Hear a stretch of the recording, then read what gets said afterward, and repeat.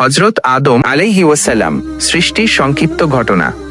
আল্লাহ তাআলা যখন পৃথিবীতে খলিফা প্রতিনিধি সৃষ্টির ইচ্ছা প্রকাশ করলেন, ফেরেশতারা তখন বিস্ময় প্রকাশ করলেও আল্লাহ তার প্রজ্ঞার কথা জানান।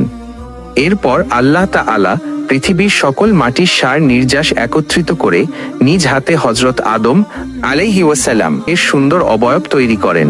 এটি ছিল পোড়ামাটির ন্যায় শুষ্ক একটি ছাঁচ।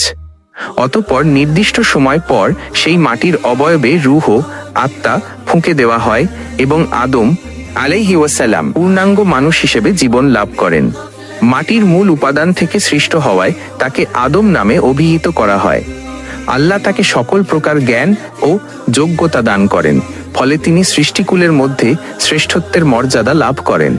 এই সম্মানের প্রতীক হিসেবে আল্লাহ ফেরেশতা এবং জিন নেতা ইবলিশকে আদম আলাইহি ওয়াসাল্লামকে সিজদা করার নির্দেশ দেন।